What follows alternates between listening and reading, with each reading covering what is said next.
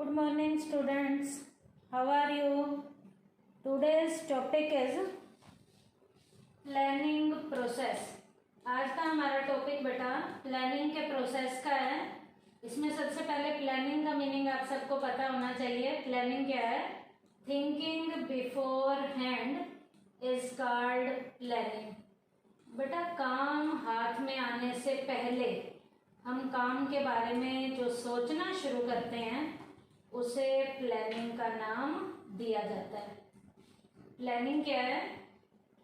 Thinking before hand is called planning. उसके बाद बेटा प्लानिंग का प्रोसेस क्या है? प्लानिंग के प्रोसेस में सबसे पहला पॉइंट है सेटिंग ऑब्जेक्टिव। प्लानिंग के प्रोसेस में सबसे पहला पॉइंट है सेटिंग ऑब्जेक्टिव्स। अब बेटा सबसे पहले ऑब्जेक्टिव के बारे में पता होना चाहिए। Objectives are those end points whose attainment all the activities are undertaken। Objective बेटा एक ऐसे एंड के पॉइंट हैं जिन एंड के पॉइंट को लेने के लिए टाइमली हमें बहुत सी एक्टिविटीज को करना पड़ता है। In the planning process objectives are determined. अब बेटा उन ऑब्जेक्टिव्स को पूरा करने के लिए प्लानिंग के प्रोसेस में ऑब्जेक्टिव्स को निर्धारित किया जाता है एंड डिफाइंड, और उन्हें अच्छे से परिभाषित किया जाता है। इसका मतलब प्लानिंग के प्रोसेस में जो सबसे पहला पॉइंट है वो क्या करना है? ऑब्जेक्टिव्स को सेट करना है। ऑब्जेक्टिव्स को सेट करना हमारा प्लानिंग के प्रोसेस में सबसे पहले फर्स्ट नंबर के स्टेप में आता है। जैसे बेटा हम सबके कुछ ना कुछ ऑब्जेक्टिव्स हैं। जैसे किसी का ऑब्जेक्टिव मान लीजिए 95% मार्क्स के लेने का है, ऐसे बिजनेसमैन के भी ऑब्जेक्टिव होते हैं कि उसे अपनी सेल का टारगेट कितना करना है। Objectives has a hierarchy of their own. Objective का बेटा एक ओन जो है स्केलर चेन के अकॉर्डिंग एक हायरार्किकल ऑर्डर होता है ऑब्जेक्टिव का। वो ऑर्डर क्या होता है बेटा? ऑर्गेनाइजेशन के ऑब्जेक्टिव होते हैं, डिपार्टमेंट के ऑब्जेक्टिव होते हैं, उसके बाद बेटा इंडिविजुअल लेवल के हमारे सबके ऑब्जेक्टिव हैं। दे आर डिटरमाइंड, उन्हें निर्धारित किया जाता है और उन ऑब्जेक्टिव को डिफाइन किया जाता है। तो प्लानिंग के प्रोसेस का फर्स्ट पॉइंट क्या था? सेटिंग ऑब्जेक्टिव, कि ऑब्जेक्टिव्स को डिटरमाइंड भी करना है इस प्रोसेस में और उन ऑब्जेक्टिव को डिफाइन भी करना है। उसके बाद सेकंड पॉइंट है डेवलपिंग प्रेमिसेस। डेवलपिंग प्रेमिसेस का मतलब है बेटा कि हमने जो भी काम करना है सर्टेन लेवल की अजम्पशंस को ध्यान में रखते हुए हमने जो हमारे पास रिसोर्सेज हैं टाइमली उन्हें डेवलप करना है। अब बेटा प्रेमिसेस क्या है? यहाँ पर प्रेमिसेस का मीनिंग क्या है? Premises means to make certain assumption about the future. बेटा प्रेमिसेस जो है कुछ ऐसी मान्यताएं हैं जो कल से रिलेटेड है। ऐसी मान्यताएं जो कल से रिलेटेड है। अब बेटा कल को ध्यान में रखते हुए प्लानिंग में हमने जो काम है वो क्या क्या और कैसे कैसे करने हैं, इस तरीके से कल की मान्यताओं को ध्यान में रखना है। तो बेटा प्रेमिसेस को जब हम डेवलप करेंगे तो प्रेमिसेस दो तरीके के हैं जिन्हें हमने ध्यान में रखना है। इंटरनल प्रेमिसेस भी होते हैं, एक्सटर्नल प्रेमिसेस भी होते हैं। इंटरनल कौन से होते हैं? जिनका रिलेशन कैपिटल से है, लेबर से है, रॉ मटेरियल से और मशीनरी से है। एक्सटर्नल प्रेमिसेस में गवर्नमेंट पॉलिसीज आती हैं, बिजनेस कंपटीशन आता है, टेस्ट ऑफ कस्टमर आता है, रेट ऑफ इंटरेस्ट आता है। तो बेटा ये जितने भी हमारे दो प्रेमिसेस हैं, इन प्रेमिसेस को ध्यान में रखते हुए हमने जो है कल की अजम्पशंस को टाइमली डेवलप करना है। तो यहाँ पर हम एक एग्जाम्पल भी दे सकते हैं बेटा। जैसे कि एग्जाम्पल है, it has an alternative to establish a factory in rural area. हमारे पास अल्टरनेट क्या है? रूरल एरिया में हमने फैक्ट्री को एस्टेब्लिश करना है। In this case it's internal premises. इसके इंटरनल प्रेमिसेस को हम ध्यान में रखेंगे कैपिटल के बारे में, लेबर, रॉ मटेरियल और मशीनरी। मान लीजिए जिस एरिया में भी हम वो फैक्ट्री लगाने जा रहे हैं वो उस एरिया में हमें कैपिटल मिल जानी चाहिए, इजीली लेबर मिल जानी चाहिए, रॉ मटेरियल मिल जाना चाहिए और मशीनरी। अभी उस एरिया में जहाँ हम वो फैक्ट्री लगाने जा रहे हैं, ये तो इंटरनल प्रेमिसेस ध्यान में रखने हैं, ऐसे ही एक्सटर्नल प्रेमिसेस को भी ध्यान में रखना है, जिनमें गवर्नमेंट पॉलिसी को, बिजनेस कंपटीशन को, कस्टमर के टेस्ट को, रेट ऑफ इंटरेस्ट को। अब जिस एरिया में आप फैक्ट्री लगाने जा रहे हो उस एरिया में फैक्ट्री लगाने के बाद जो गवर्नमेंट पॉलिसी है उस फैक्ट्री की कंडीशन के फेवर में होनी चाहिए, उसके अपोजिशन में नहीं होनी चाहिए।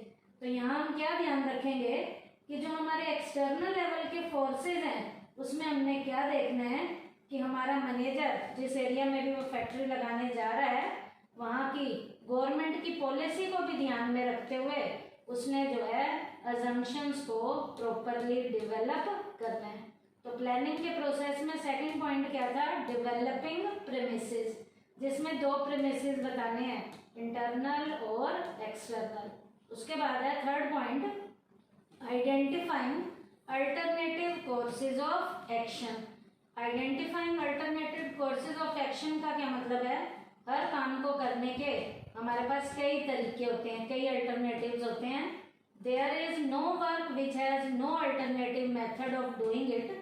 हर काम को करने का एक अल्टरनेट नहीं होता, पता नहीं कितने हमारे पास मेथड होते हैं। With the help of planning doing a particular work can be discovered. अब बेटा हमने हर एक अल्टरनेट पे तो चलना नहीं है, प्रॉपर प्लानिंग के जरिए हमने जो है एक पर्टिकुलर लेवल के काम को करने के लिए एक मेथड को हमने जो है प्लानिंग के जरिए क्या करना है, डिस्कवर करना है। कैसे प्लानिंग के जरिए हमने एक मेथड को डिस्कवर करना है, मान लीजिए बेटा आप अपने बिजनेस को एक्सपेंड करना चाहते हो, या आप ये कह सकते हो by expanding the existing business, हम अपने एग्जिस्टिंग लेवल के बिजनेस को एक्सपेंड करना चाहते हैं तो हमारे पास कई अल्टरनेट हो सकते हैं। क्या क्या अल्टरनेट हो सकता है जैसे बिजनेस को एक्सपेंड करना है। For example, if company is engage in producing particular size of TV set, मान लीजिए एक पर्टिकुलर साइज के टीवी सेट को कंपनी बनाने का काम करती है, it can start producing TV sets of different sizes. वो एक सेट के बजाय, एक साइज के बजाय कई साइजेस के जो टीवी हैं उन्हें बना सकती है। तो इस तरीके से अपने बिजनेस को एक्सपेंड कर सकती है। Second, bye entering other area of production, वो किसी और प्रोडक्शन के एरिया में भी जा सकती है। फॉर एग्जाम्पल, जैसे टीवी के साथ साथ वो फ्रिज बनाना भी शुरू कर दे। उसके बाद by entering into some collaboration with some other organization, किसी और ऑर्गेनाइजेशन के साथ कोलैबोरेशन के जरिए भी वो अपने बिजनेस को एक्सपेंड कर सकती है। By taking over some other business enterprise, किसी दूसरी बिजनेस की एंटरप्राइज को वो टेक ओवर भी कर सकती है। तो हर काम को करने के कई अल्टरनेट होते हैं। तो कईयों पे तो चलना नहीं है, तो एक पर्टिकुलर वर्क के ऊपर चलने के लिए जो मेथड है उस मेथड को हमने क्या करना है, डिस्कवर करना है। तो ये भी प्रॉपर किसके जरिए होगा, प्लानिंग के जरिए होगा। उसके बाद फोर्थ पॉइंट है इवेल्युएटिंग अल्टरनेटिव कोर्सेज। अब बेटा जितने भी हमारे पास अल्टरनेट हैं उनका इवेल्युएशन करना है। इवेल्युएशन का क्या मतलब है, उनके मेरिट्स और डिमेरिट्स को देखकर, उनके मेरिट्स और डिमेरिट्स को देखना है कि कौन सा हम सिलेक्ट करें। तो सिलेक्ट करने से पहले उनका इवेल्युएशन होगा। तो इवेल्युएशन का काम कौन करेगा, प्लानिंग को करने वाला प्लानर करेगा। Planners evaluate new alternatives by a mixture of different alternative courses. अब बेटा प्लानर क्या करेगा, जब उसके पास किसी भी काम को करने के मान लीजिए दो मेथड आ जाते हैं और दोनों ही मेथड यदि उसे बेस्ट लगते हैं, दोनों ही मेथड क्या लगते हैं, बेस्ट लगते हैं, तो दोनों मेथड्स में बेस्ट में ये देखा जाएगा कि जेस्टेशन पीरियड किसका बड़ा है और जेस्टेशन पीरियड छोटा किसका है। और जिसका छोटा जेस्टेशन पीरियड होगा और फायदे ज़्यादा होंगे उस मेथड को क्या किया जाता है, सिलेक्ट किया जाता है। तो ये सिलेक्ट करने में जितने भी हमारे पास अल्टरनेटिव कोर्सेज थे उन सारे अल्टरनेटिव कोर्सेज का हमने प्रॉपर तरीके से क्या किया है, इवेल्युएशन किया है। तो इवेल्युएशन में क्या किया जाता है, हर मेथड के मेरिट्स और डिमेरिट्स देखे जाते हैं। Every alternative courses had it's merits and demerits. Her alternative course के अपने अपने मेरिट्स और डिमेरिट्स होते हैं।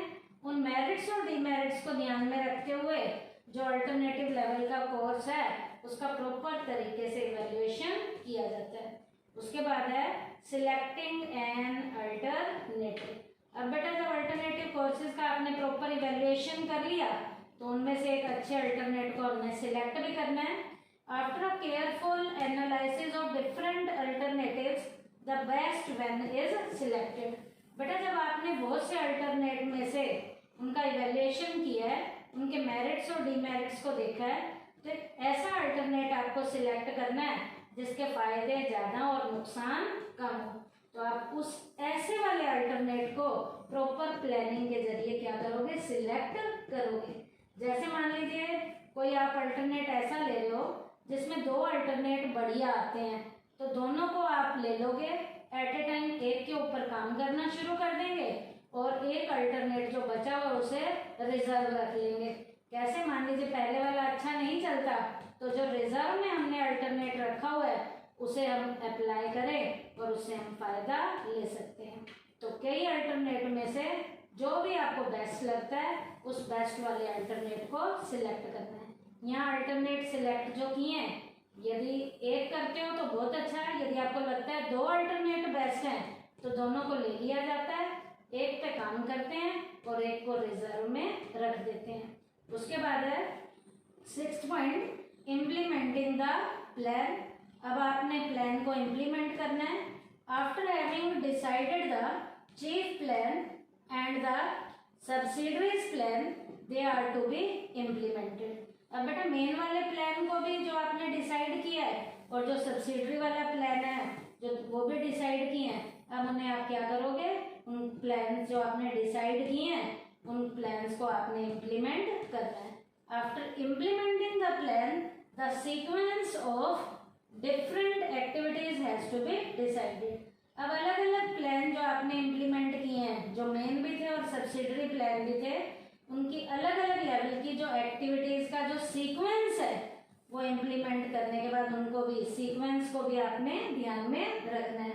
It is decided as to who will do a particular job. अब सीक्वेंस में ध्यान रखना है कि कौन सा काम किसने करना है एंड एट व्हाट टाइम, किस टाइम करना है, ताकि प्लान को प्रॉपर तरीके से क्या किया जा सके, इम्प्लीमेंट किया जा सके। और लास्ट पॉइंट है फॉलो अप एक्शन। अब आपने एक्शन में आना शुरू होना है। The process of planning does not end with the implementation of plan. बेटा प्लानिंग का प्रोसेस प्लान को इम्प्लीमेंट करने के बाद ही खत्म नहीं हो जाता। Plans are formulated for future. Plan future के लिए बनाए जाते हैं विच इज अनसर्टेन, और फ्यूचर आंसर का अनसर्टेन है। It is of great importance that there is a constant review of plan. अब बेटा यहाँ पर हमने कांस्टेंट लेवल का प्लान का रिव्यू लेते रहना है so as to ensure success in the uncertain future, ताकि अनसर्टेन लेवल के फ्यूचर में जो हमने रिव्यू लिया है उस रिव्यू के अकॉर्डिंग हमारी प्लानिंग जो है सक्सेसफुल तरीके से काम करना शुरू करे। The moment they appears to be changes in the assumption on which the plans are based, they should be corresponding changes in the plan. अब बेटा यदि आपको लगता है एट ए टाइम प्लान जो है फ्यूचर के अकॉर्डिंग कामयाब नहीं हो रहे, तो रिव्यू में हमने जो देखा था अब हम टाइमली अपने प्लान में टाइम के अकॉर्डिंग क्या कर लेंगे, चेंज कर लेंगे। क्यों? क्योंकि हमें लगा है कि वो प्लान जो है हमारे उस काम को करने में सही नहीं है। तो टाइमली हम अपने प्लान में रिव्यू के अकॉर्डिंग उसमें क्या करते जाएंगे, चेंज करते जाएंगे। In this way we can say planning is a continuously moving process. इस तरीके से हम यहाँ ये भी कह सकते हैं कि प्लानिंग हमारा कौन सा प्रोसेस है, कॉन्टिन्यूस लेवल का, एक मूविंग लेवल का प्रोसेस है।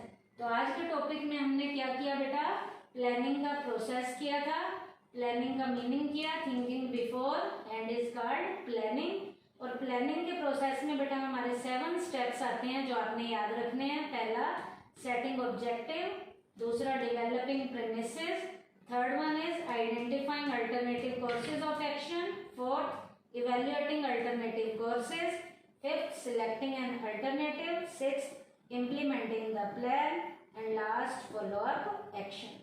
तो आज का टॉपिक हमारा क्या था बेटा, प्लानिंग के प्रोसेस का था। थैंक यू बेटा।